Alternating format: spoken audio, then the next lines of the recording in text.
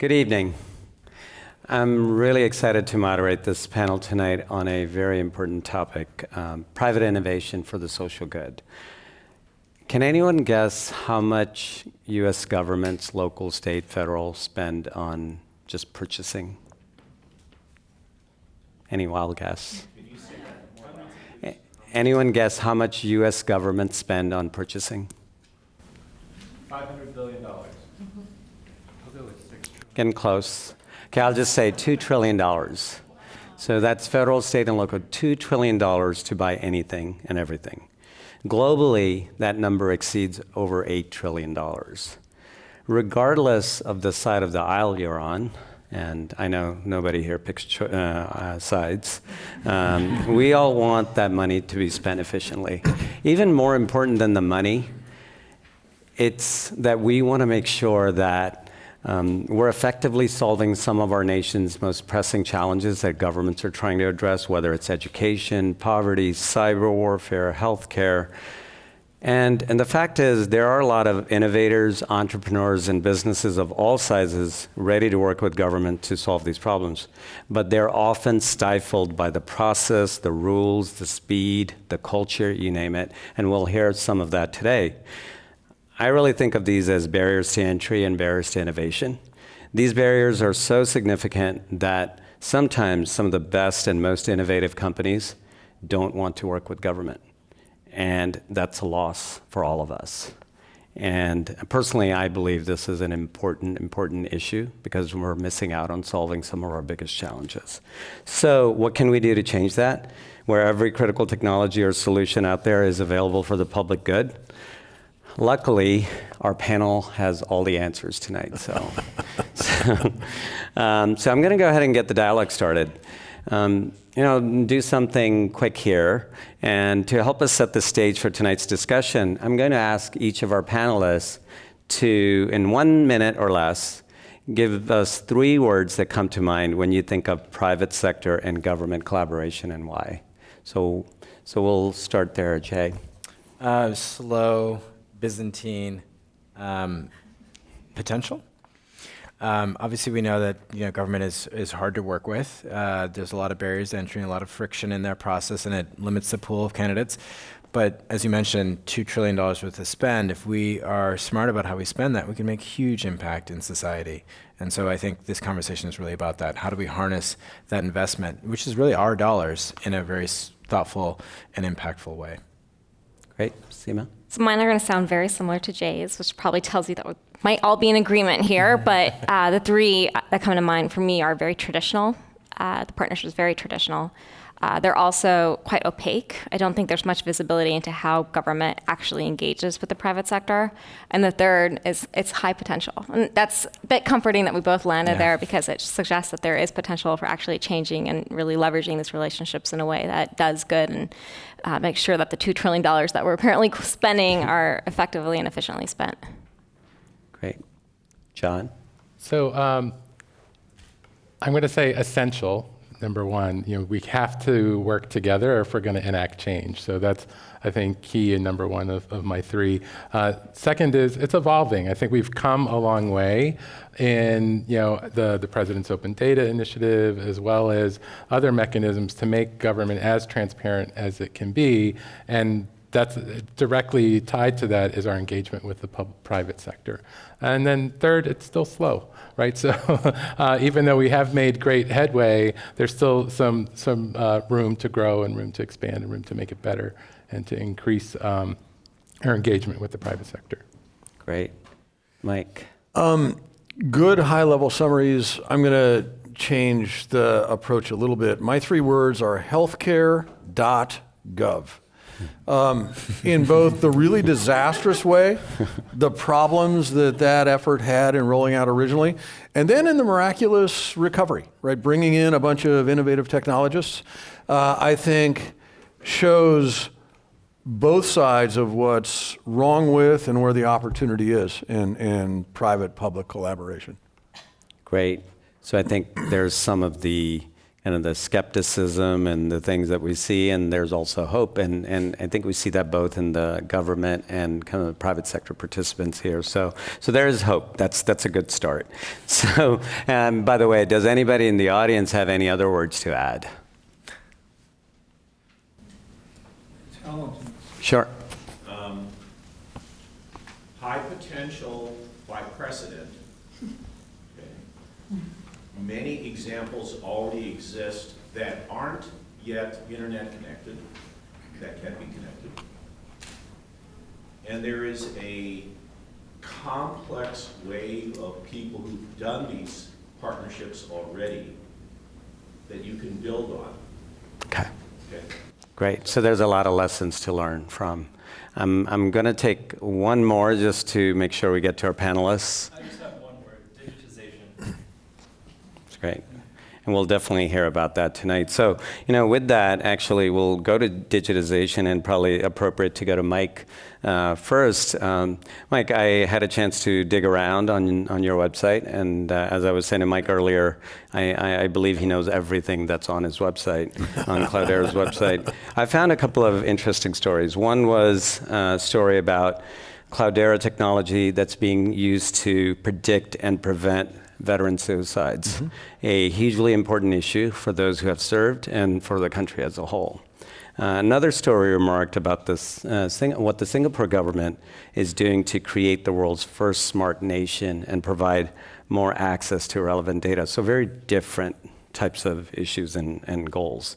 Whether it's Singapore or the remarkable work around preventing veteran suicides, what are the specific public policy initiatives that excite you about the potential working with government? Can I give just a little bit of background on what absolutely. we do? So that seems like a huge range. How could a company possibly be doing that? We're a big data company. So we build software that can capture, store, analyze very diverse kinds of information in enormous volume, builds on some of the early technology that Google invented back in the zeros. The two examples you cited are great examples of things we can do with data that we could never do before. The work we're doing with Patterns and Predictions, which is an organization aimed at veteran issues, veteran suicide in particular, is opt-in. Veterans who've returned from war have access to civilian and also military social media, email, other services where they can connect with people, share information, write about themselves. They're able to opt into this program, and when they do, their posts are now visible to Patterns and Predictions as well. Patterns and Predictions uses text analytics and machine learning over very large data volumes from that entire population to spot symptoms of depression or other issues early, right? In ways that maybe even the veteran himself or herself doesn't. And to help caregivers intervene to basically help those folks before they reach a crisis. And it's been very effective in the populations that are studied, a dramatic decrease in acute outbreaks of depression, including a reduction in suicide. So pretty meaningful stuff. Way on the other side of the spectrum, smart cities. So, where's the traffic? When did the street lights go on? How did the stoplights behave? When are ships coming into and out of the harbor? Everything is sensorized these days, and it's possible to collect that data in ways we never could before. And analyzing it in volume, looking for patterns of traffic flow and problems in the city is possible because we can bring to bear analytics that weren't possible before. You asked about the specific policy initiatives that we care about. Healthcare is huge, right? It's an area that we're very, very active in. Defense and military, frankly, big consumers of this technology for force protection and other stuff. And I think as well, surveying, surveilling, and monitoring finance flows, watching the stock markets and economies for signs of bad behavior and of trouble. Also a big way in which we engage with government and with the private sector. Great. I think what's interesting is, there's so many different applications, and we're just talking about one company here. So it's very exciting to hear as a citizen. John, I'm going to go to you next. And so Silicon Valley, we all know, has long been the incubator for innovation. 1 in 8 registered patents come from this area. So congratulations to everyone here. So PTO, the Patent and Trademark Office, opened an office in San Jose last year, and that highlights that fact further. As head of this office and someone who is at the front lines of interacting with innovators and entrepreneurs, can you give us your perspective on the potential of private sector companies to help solve some of the significant social and public policy challenges? So I think, the best piece of advice that I could offer to help that the private sector can do to help deal with social and policy issues in the public sector is to engage with the public sector often and early and often. So, we, and as I mentioned earlier, with the President's Open Data Initiative, that has translated to many agencies making their data public for the first time, in their history. At the USPTO, we've been making our data public for many years, and from that, we've seen industries spawn off of that, the use of that data. And so we've actually realized that not only through the sharing and being transparent of the information that's taking place in the public sector, we're actually helping other industries thrive. In the Department of Commerce, for example, we hired our first ever chief data officer.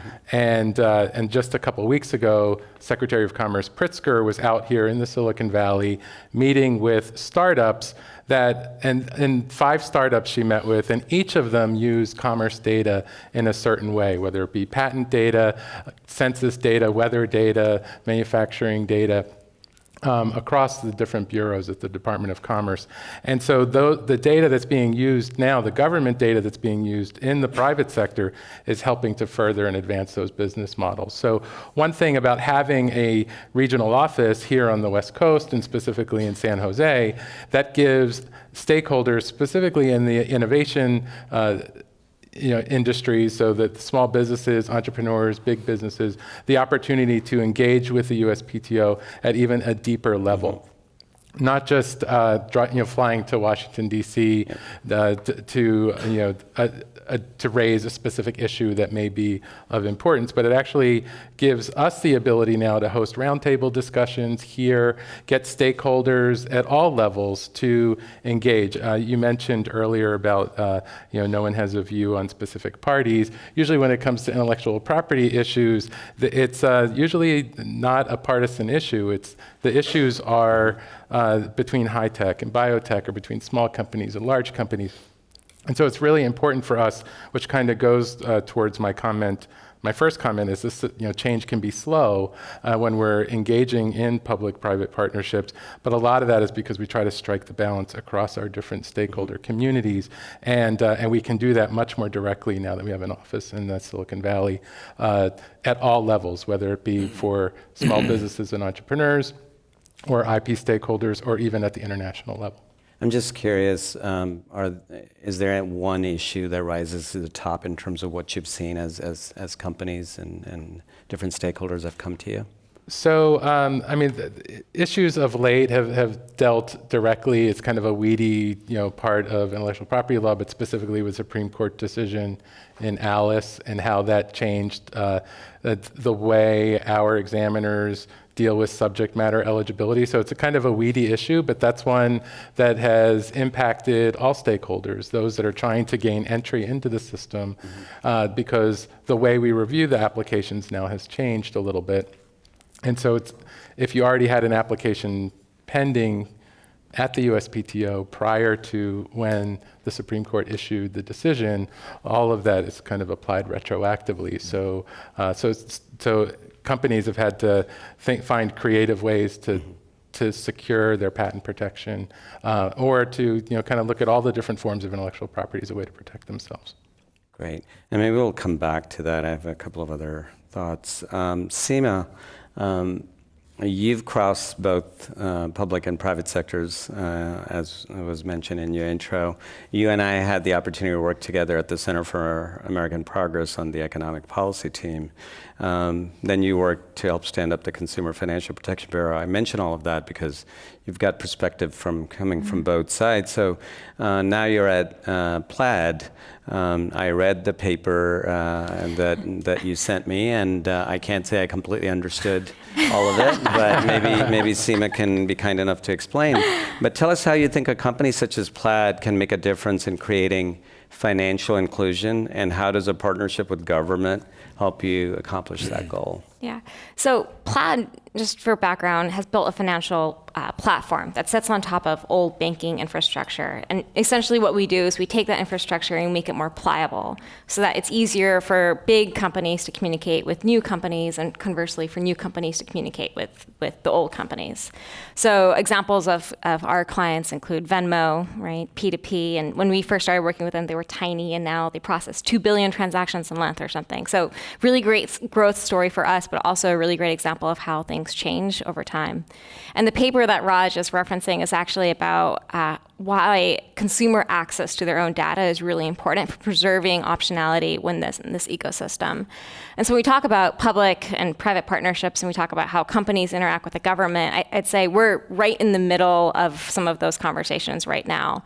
And I think it's rare for a fintech company or even for Silicon Valley to turn to DC and say, look, we need some help here. But I think this is a prime example of how, in a very different way, private companies need public partnerships, because at the end of the day, it's about consumer protection. It's about preventing big traditional players from necessarily shutting out innovation, and for protecting product innovation and consumer choice. So some things, I think we were talking a little about financial inclusion.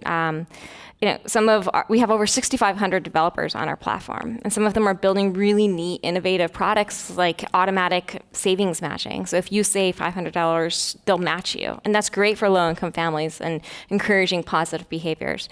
Others help people even out their cash flow so that they don't get into situations where they're looking for payday loans. And then, of course, there are others like the Venmos, which are fun P2P, but all of that is about creating the ecosystem, and government has a large role to play in protecting that.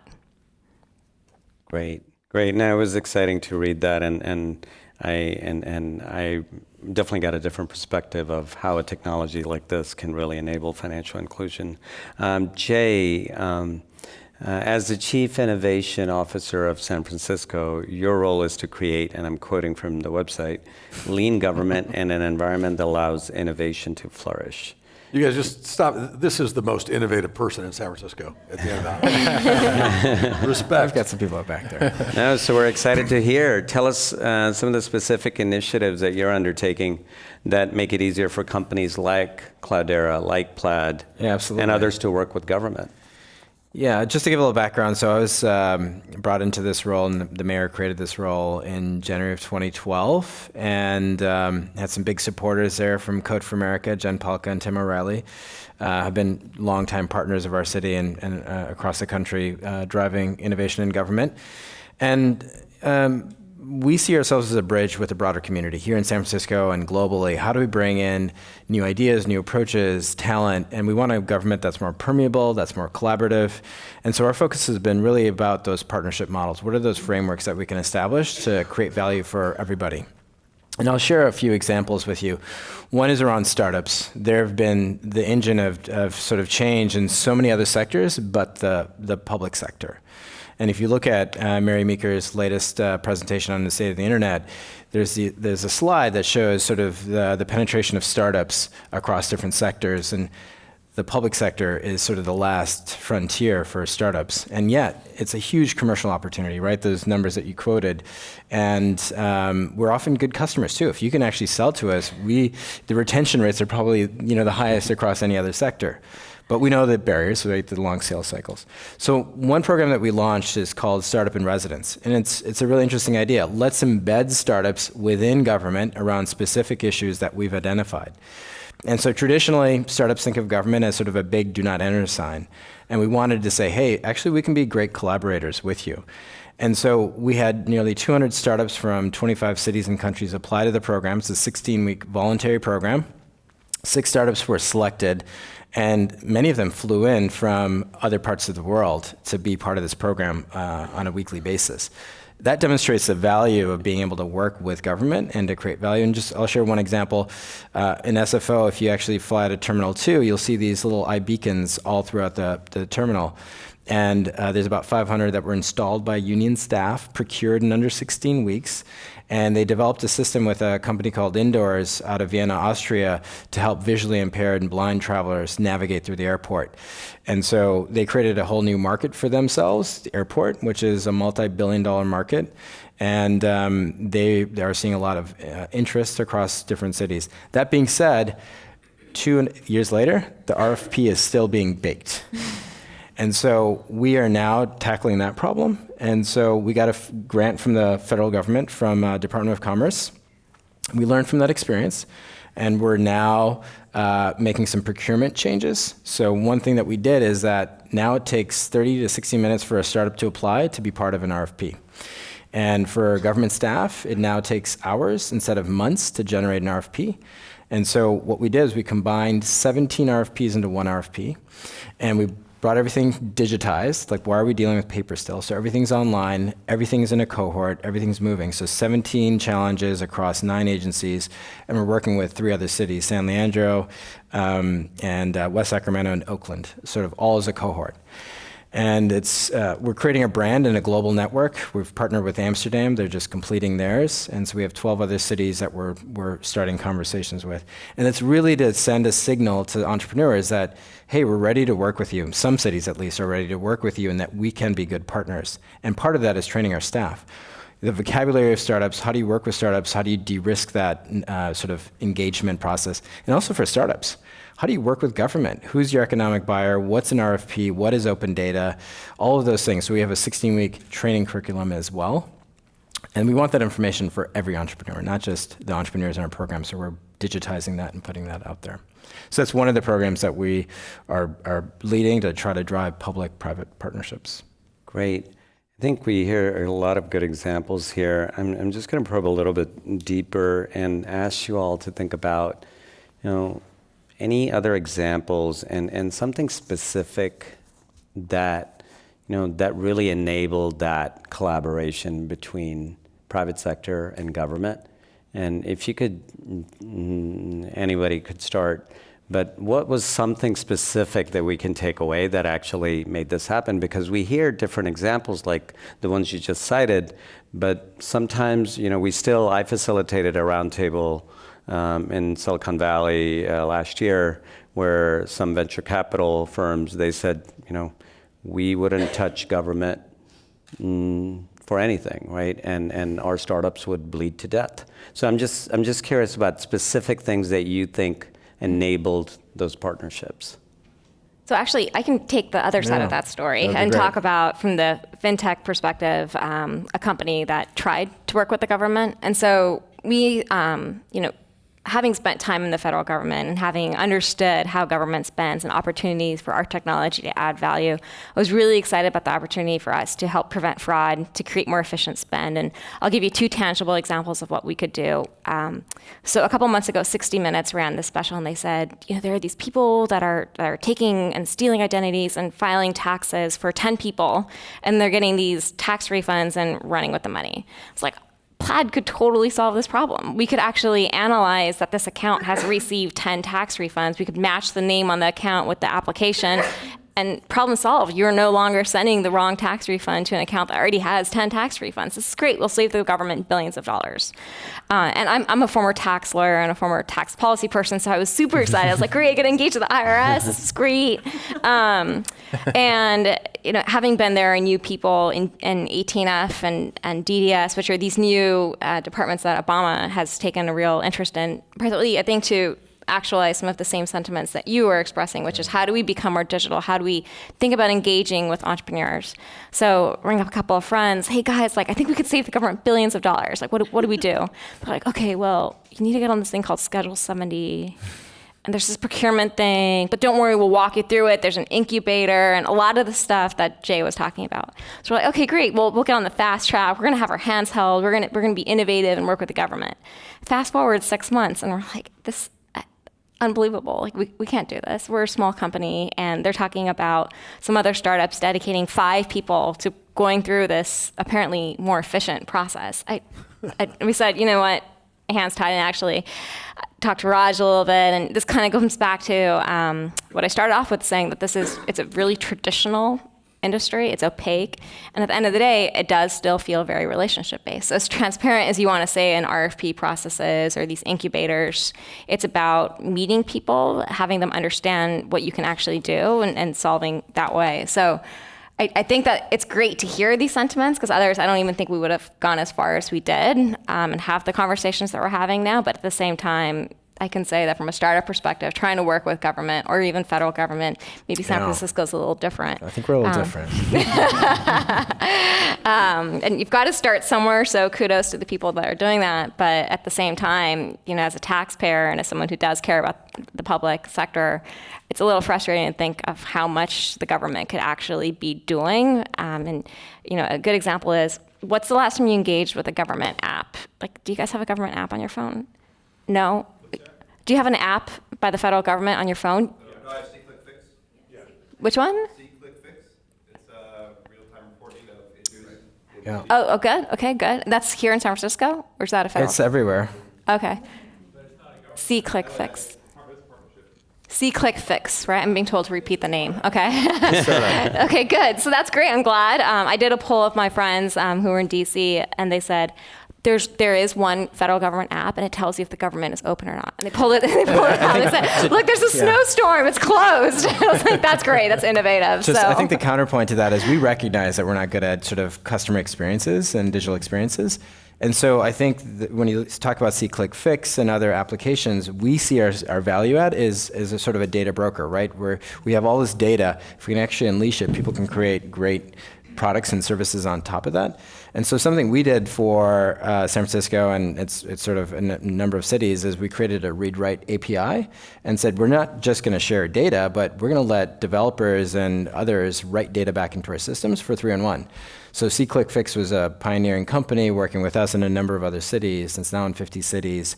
So I think there is partnerships. So another great example is GTFS. It's what powers Google Maps when you take the public transit option. It's in several hundred cities across the globe. Those are partnerships with public agencies. And I don't think any other organization could do that at the scale and speed other than a Google. So I think there's the bureaucracy, and we're fighting that locally, and I think we can do that faster than the federal government. But there's some great examples where partnerships have paid off and have really impacted society in a very positive way. So can I go back to your point on the government apps? Because we were actually looking into this a couple of years ago, and we realized that through the providing of data and through APIs and through other mechanisms, we didn't want to actually hinder the growth of another industry by creating our own products. And we might not do it in a robust or creative way as, say, a startup would. So we wanted to be able to make sure the data was available so that it could be used in these new ways and ways beyond our current thinking that are kind of pushing the envelope, which kind of goes to my other point on, with disruptive technologies. We look at the whole autonomous vehicle industry, which are spending, hundreds of millions of dollars, if not more, in developing technologies that are illegal on today's roads because they believe in the system,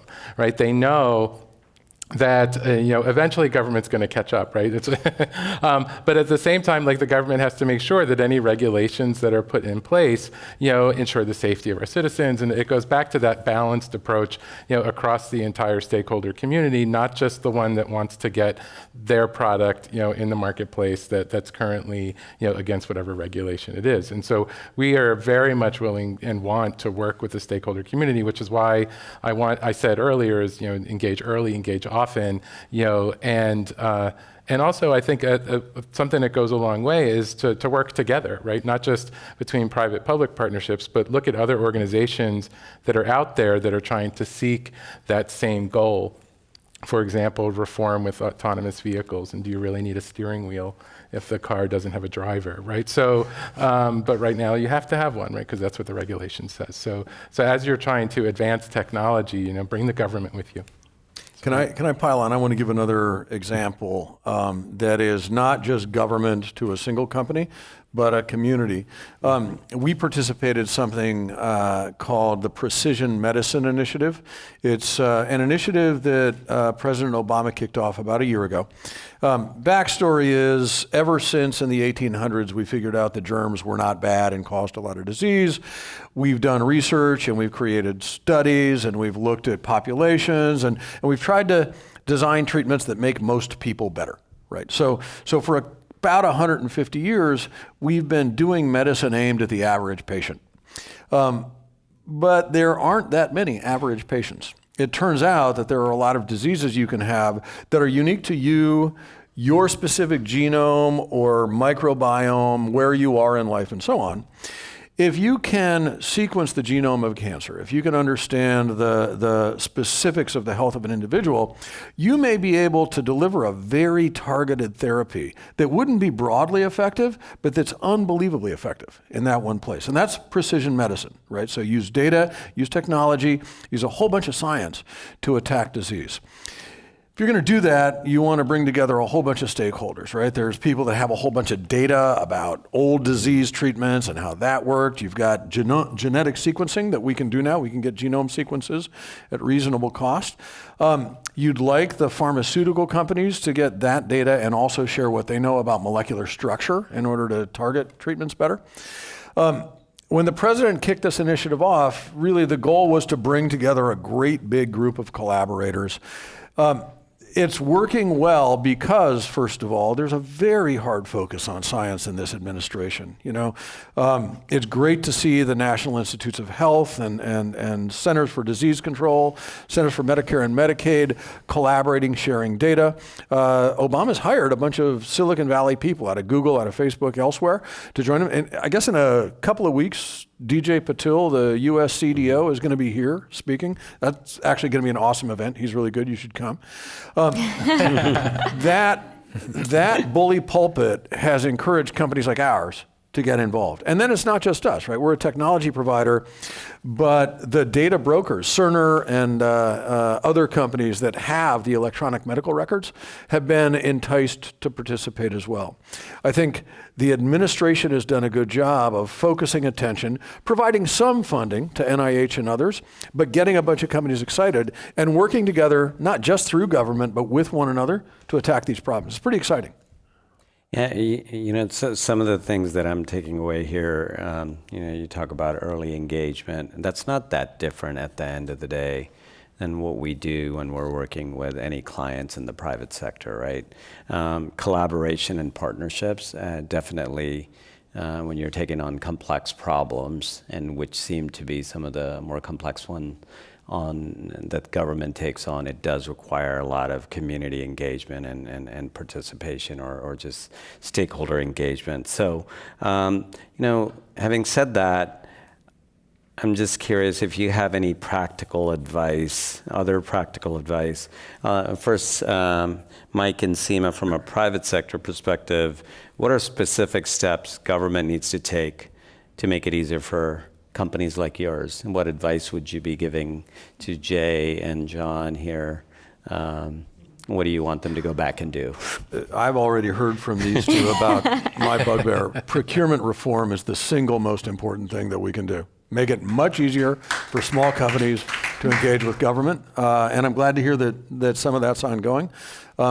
I think single-handedly that'd fix a ton of problems. By the way, I think that the original healthcare.gov train wreck never would have happened if competent companies had been able to bid for that business, and they simply weren't able to get in the mix. Mm-hmm. Yeah, I would echo that. And I think that some of that change is already starting to happen. I think AT&F and DDS are really big symbols of that change. And as we've been going through the process, they've actually been coming to us and saying, look, we understand this is really painful. Can we show you some of the stuff we're doing? Do you understand this? This is simple language. We're trying to tweak the website and asking for real-time feedback in a way that most startups would probably ask their focus groups for feedback around, and that's really heartening. And I think that another really important dimension of this partnership or this duality is that you get really talented people to go into the government.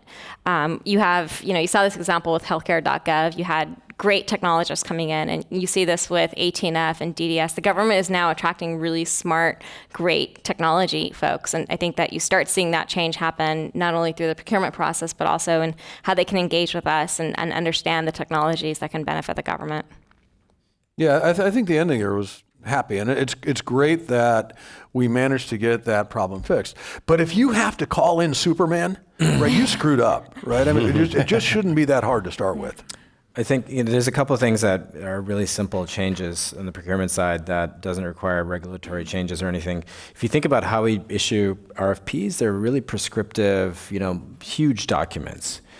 Why not issue simple challenge statements? And the Obama administration has really led on that approach of saying, hey, this is the outcome that we want. We are not going to prescribe the path to get there. That's you, innovators, and our community and entrepreneurs to figure that out.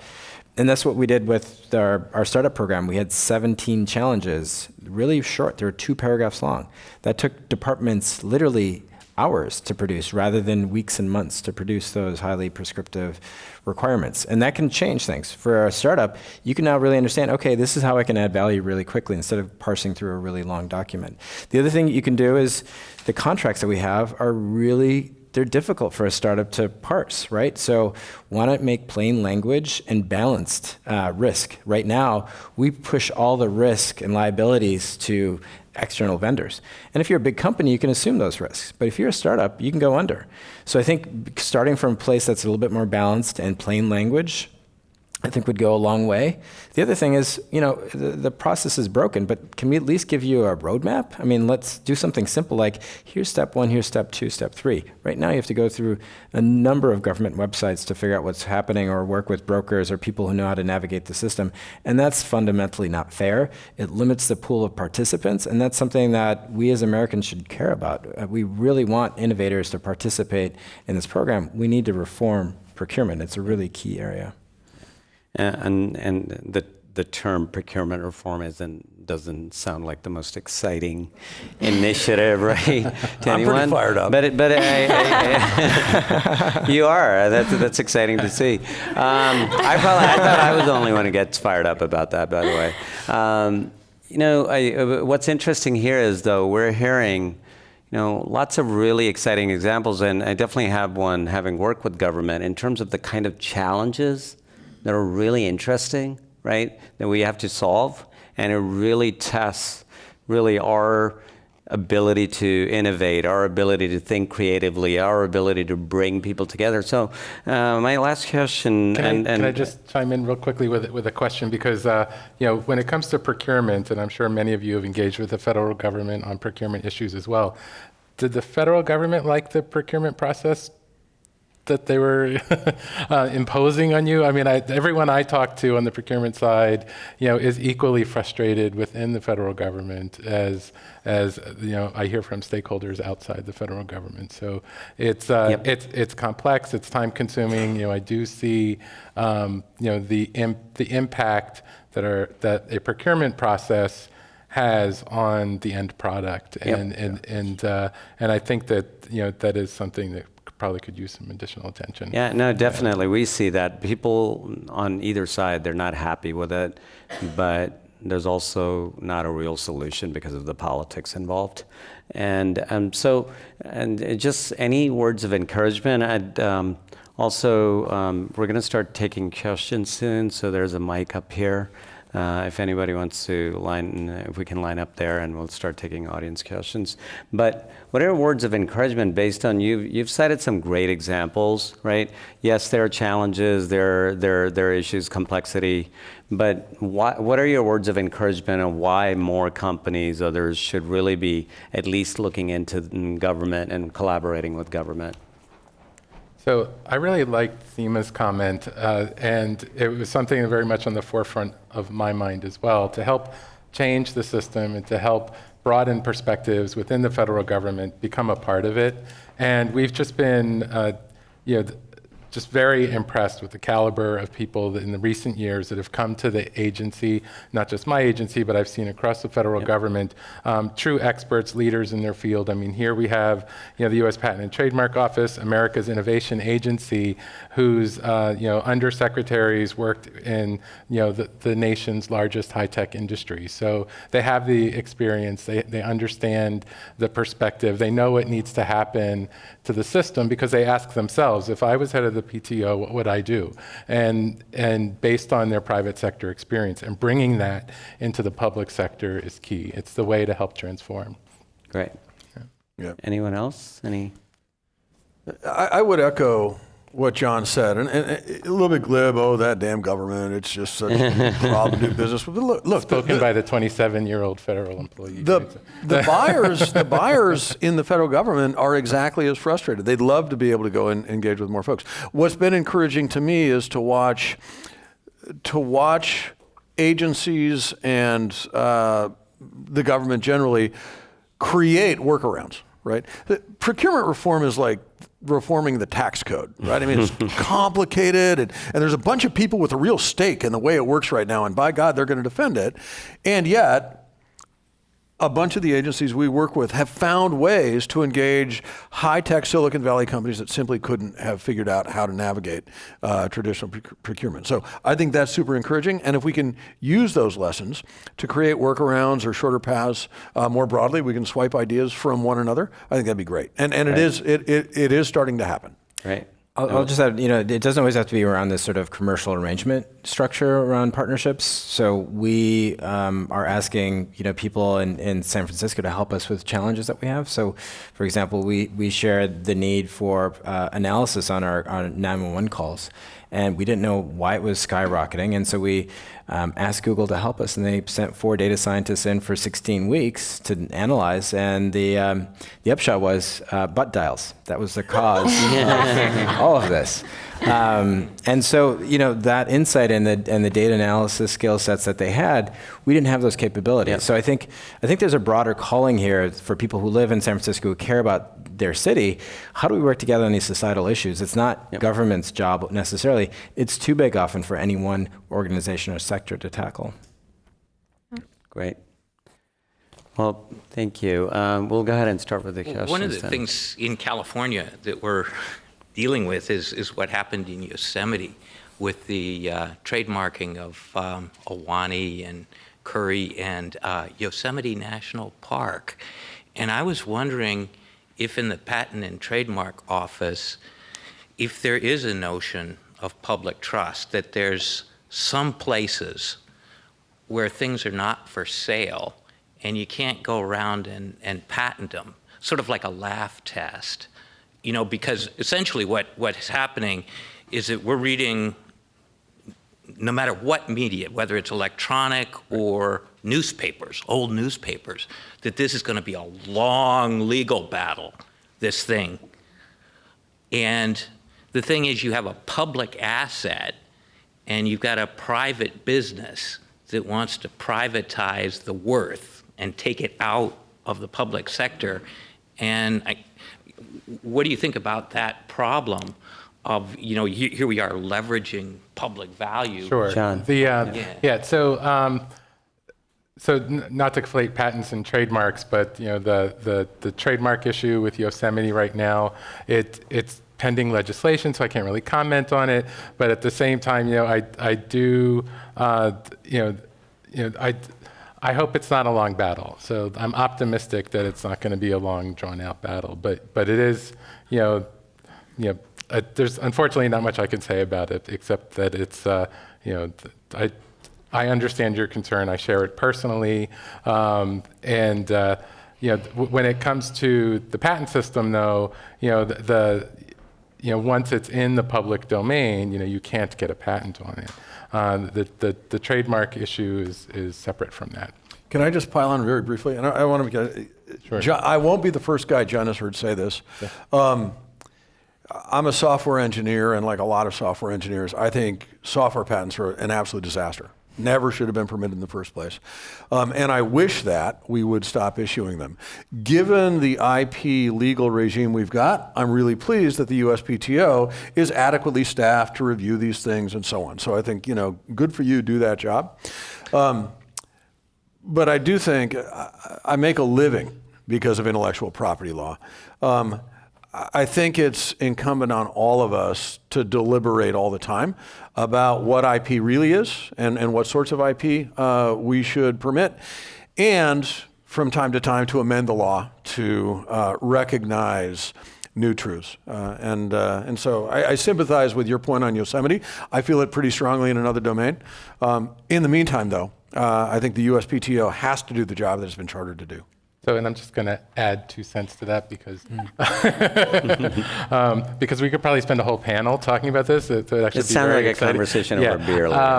So the only thing They I set just us wanted to right share, next to each other. Right. Guys. I mean, I know that. When you think about what your product is or service that you're bringing to the marketplace, you have to think about what form of intellectual property or what forms of intellectual property are best going to protect that service or product that you're bringing to the marketplace. So, it might be a patent, it might be open source, it might be a trademark, it might be a combination of the three with trade secrets or copyright protection. And so you have to think of the system as a holistic system.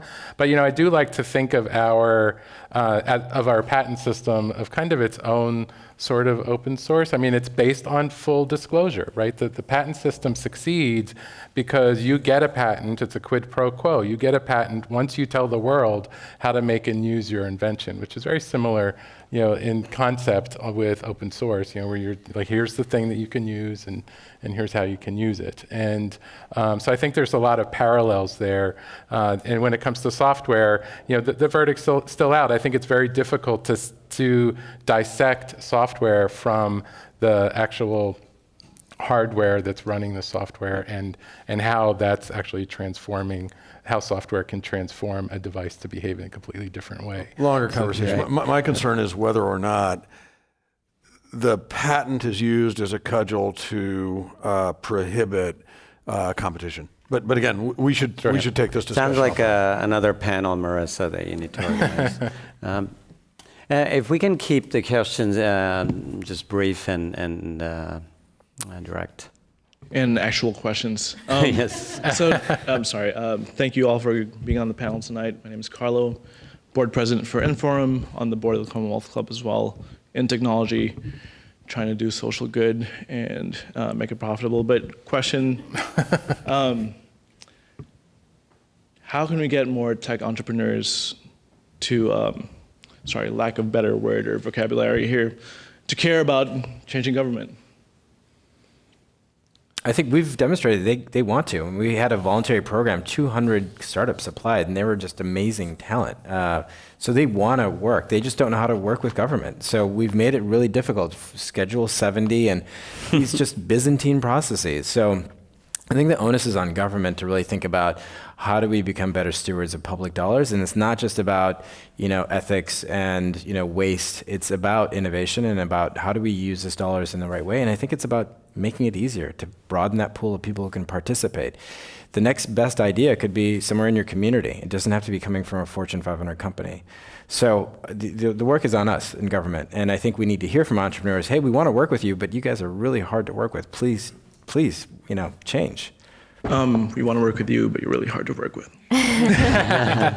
So I think it's not entirely on government. I think there ought to be an ethic of service in society generally, and among technologists. We called out Jen Paulka a little while ago. It's great to see someone take a few years and not make a lot of money doing some really important work just because it's really important work. I'd echo that sentiment. And I think one of the reasons that Plaid has involved in trying to work with the government and figure out a way to add value here is because I've been there and I fundamentally do believe that people can do good for government. So I 100%. I'd also say it's probably incumbent on entrepreneurs who have cracked the code to help other entrepreneurs. So we'll chat later, right? Having said that, I've never done any public service work in my life. So, I'll just add, go ahead. I was just going to just use the USPTO as an example. We created, I mentioned the Big Data Initiative and Open Data, Open Government, but we actually created an innovation lab within the USPTO, and we issue tech challenges, and we've been very excited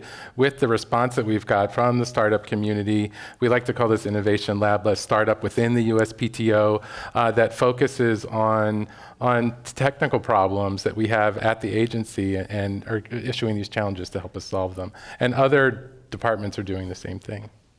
Great. I was just going to also add, what I've seen is we need to also communicate some of the interesting work and the challenges that others take on, and do a better job communicating, because there's a lot of good, exciting work out there, and it's not being communicated with a positive story. And usually what you hear is all the things that go wrong, like healthcare.gov, but not all the great stories that actually do go right. And so we need to create more of a really communication around that. Kind of building off that theme of communication and ease of working together, many senior civil servants are baby boomers. They're approaching retirement age. And so my question is, with the ease of working together, the ease of explaining new technology, how much of it do you see as a generational issue that as baby boomers leave the civil service and leave the government, and younger generations that are more aware of technology, more aware of the powers of technology, come into more senior roles, do you think it's going to be easier to kind of convince them of the merits of working, or at least kind of using technology more effectively? I think so. I mean, when I think about some of our senior leadership, when they don't use email, and some of it's, for different reasons, but, how do we change that? And it's generational. And so when people naturally are collaborative and are using Slack and different technologies, they bring that into the culture, and it permeates. And so that is one way of change. It's a slow way of change, but yes. But I also think it's incumbent on the younger generation to bridge that gap, because if it's a product that does add value, then it's on us to make sure that that's communicated. So it goes back to communication as well. And if there's receptivity from the older generation, right, then I think that it can work. And I don't think it's an excuse to say we've got to wait for them to move on. We need to build bridges too. So Yeah. I think, we were really inspired by Jen's work in the fellowship program. I mean, bringing young talent into government. And so we replicated that program. The White House has done that with the Presidential Innovation Fellowship program. But how do you actually create those bridges to let people from other sectors, from the startup community, actually work in government? And, I think that's a really important part, that human scale, like you need talent to come in and sort of change how things are done. I agree completely. And I actually just dawned on me over the weekend that when I started working at the USPTO, I was the whippersnapper, right? So I was the 22-year-old, coming into the federal service.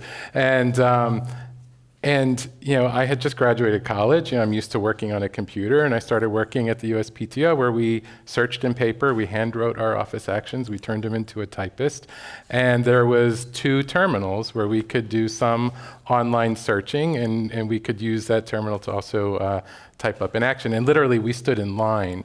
All the new examiners would stand in line so we could use the computer.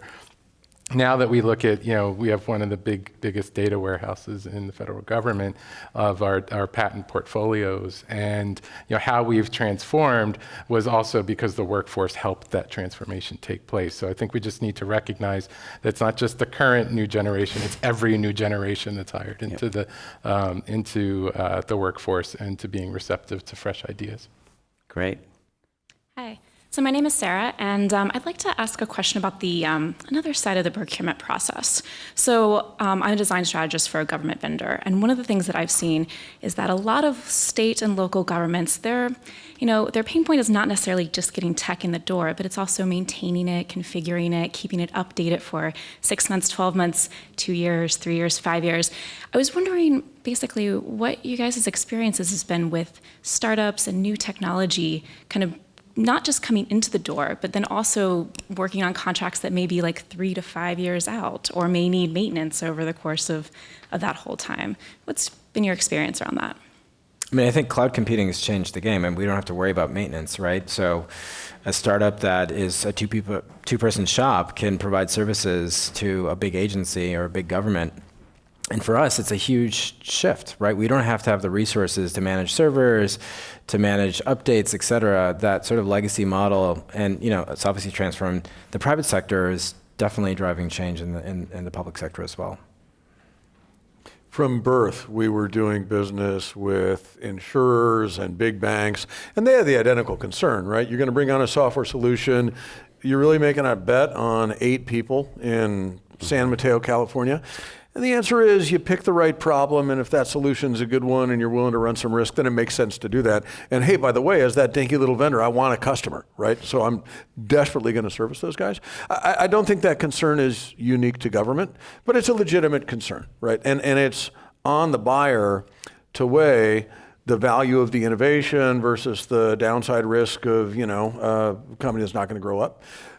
But a bunch of those little companies are going to turn into long-lived organizations able to deliver different kinds of products better.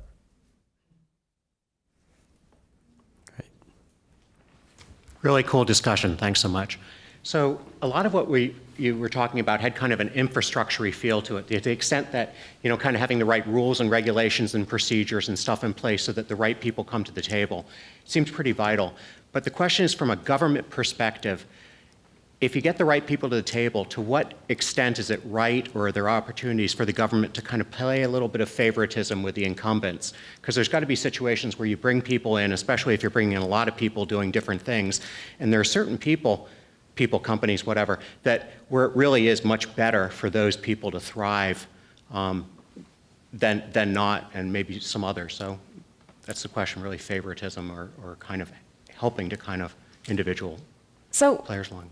So I was at the Treasury Department when we were implementing a lot of Dodd-Frank, so financial reform. So this is around more or less the angle of procurement in particular, but just in terms of how government works. And I'd say that the government is probably starved for content experts. So when it comes to financial regulation and how traders work and markets operate, the government relied heavily on folks in the private sector to inform them. And that's actually a good thing because it means that they're better understanding the day-to-day and how things operate. And I expect that you probably see this across agencies at energy, transportation, but it does create opportunity to influence. And so I'd say, there are 2 things there. One, if you know things, go to the government, create a voice, create that relationship because they want you there, they need you there. And I think the second side of it is, there is a lot of talent in the government. And I always used to just joke with my friends, you should feel good that there are folks like us in the government and it's your taxpayer dollars at work. And people genuinely do care and there's a reason they're there. And it's often very clear when someone is there to advocate for their position versus inform.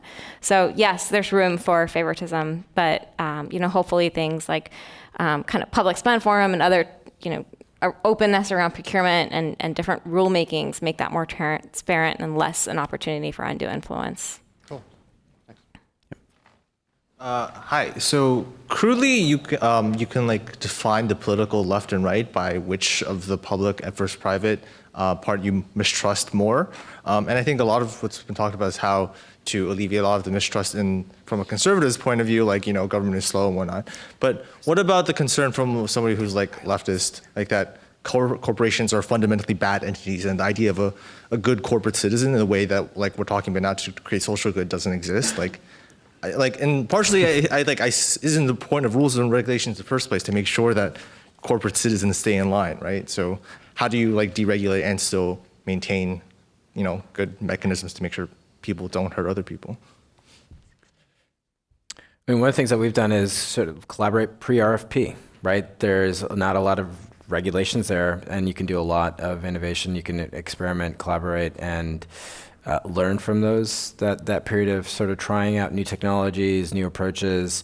And when you think about the societal changes that are happening both in healthcare, in transportation around autonomous vehicles, sharing economy, these are sort of experiments that are happening at scale across our country and across cities. And if we're using procurement as sort of our vehicle to try to innovate, that's just a blunt instrument. And so you need a lot more flexibility than what procurement allows for and the regulatory environment allows for. And it's there for a good reason, right? We don't want sort of undue bias. We don't want, corruption, et cetera, a whole bunch of things. But I think we've gone too far in many ways, right? We need a little bit more of a balanced approach. And we need to be able to work together to solve these challenges that we're facing in cities and across the country. Great. Okay, 2 final questions. So we've talked a lot about specific government initiatives that have been sort of bootstrapping involvement, and we've talked about interfacing with government, but I think if we want a lot of this involvement in the public sector to scale, we probably want to create general patterns where private companies can make money without even interacting with the government involved in the public sector. And a lot of the distribution methods that have been evolving, where most startups are finding success now, have become walled gardens, like app stores or Facebook Instant Articles, things like that. And these companies have a real incentive to favor things that have high conversion rates or good click-throughs, and so they kind of become these very consumery sort of, some people have said like trivial problems, aimed at people who make money already and have money to pay. And so I was wondering if you see that as a problem and maybe something that we should be worried about in terms of these distribution channels being owned by companies themselves. I'm going to cite a counterexample. I understand the concern you're raising. One of the initiatives that most excites me at a federal, but even more state and local level right now, and you guys in San Francisco, we in San Francisco are doing this a lot, is the open data movement. I think that the data that is produced by taxpayers of its nature ought to be owned by the taxpayer. Now there's some private stuff, like when you go to the VA or some census data that needs to be anonymized. But if the government publishes that data freely, they create a good that lots of different people, citizens and companies, can then exploit to try to create new value. And that's kind of the opposite of the App Store. Anybody can get that data, and anybody can do whatever combination of innovation they want to do. I think that's actually pretty exciting. The risk that you'll get stuck in, say, the Apple or Android App Store is real. But I don't think it's a unique challenge in government, right? It's anybody who wants to distribute content or software goods needs to navigate that thicket, right? So I don't think that's particularly unique to government, but I think government does have a very powerful tool in the data publishing that it's doing, and it ought to create a lot of economic value. Can I ask one clarifying? I guess my question was more, should the government doing things to make it easier to navigate places like the App Store so that public sector involvement can be profitable? I vote no. I just worry that the government regulation is a very, very blunt instrument for that sort of... Tim O'Reilly, O'Reilly Media. I had a question on the patent issue. You mentioned that patents are intended to teach. And in the early days of the patent system, you were required to deliver a working model of your invention. Seems to me that many patents today are written by lawyers in language so broad that it's intended to cover a lot of possible future inventions. And they actually don't teach anything. There are many, many patents for which it is virtually impossible to build anything that works.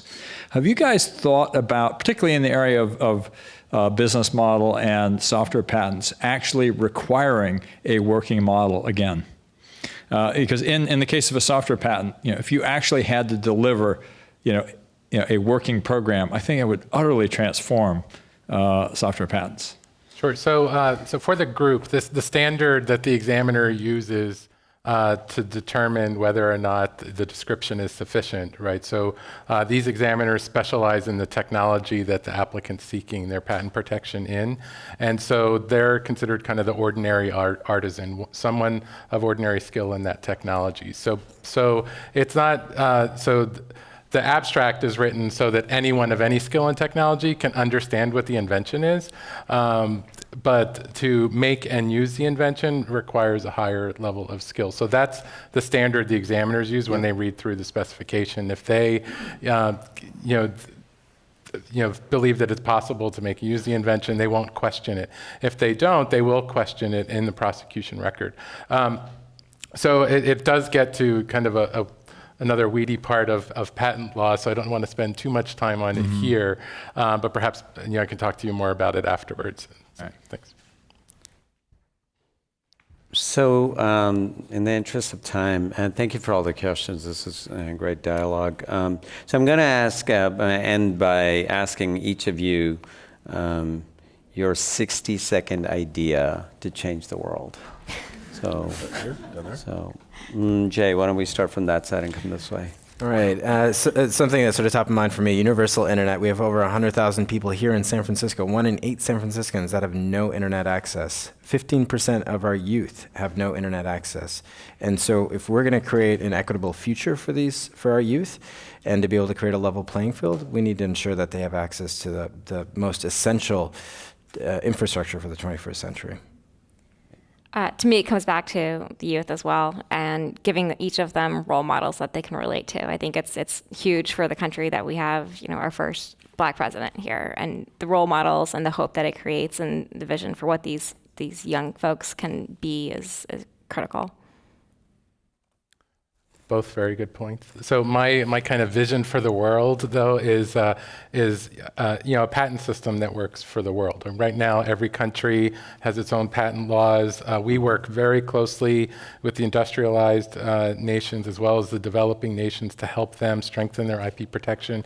But getting harmonization is, you talk about slow, right? So, so having a global patent, I think, is our wish list. We've harmonized a lot in some processes, but actually harmonizing laws is going to be a heavy lift. So that's my ideal vision. It's a big goal. Yeah. And it will bring a lot more certainty to the IP system as well for the world. Great. Come back to an idea that I spoke about just a little bit ago. I think it would be great if there were a requirement or expectation that everybody did 2 years of service. And especially folks like us in the tech sector, we think of government and the people, right? But if the people actually show up and be the government for a little while, first of all, I think it eliminates a dichotomy that is only in our heads for real, right? I mean, we're the ones who make society work. And a couple years of clever people working in government and seeing what the barriers and impediments really are has got to make society a better place. We got to be able to knock down a bunch of these problems and recognize those barriers better. So I know people who have done this. I respect them enormously, and I hope one day that I can join the club. Great. Well, I think what we've heard today, there's challenges, but we also see a lot of really good examples of what's possible and a lot of different kinds of experiments going on. And that's what we've seen across the board. So I want to thank everybody for sharing their thoughts and ideas, and to everyone for joining in. Thank you.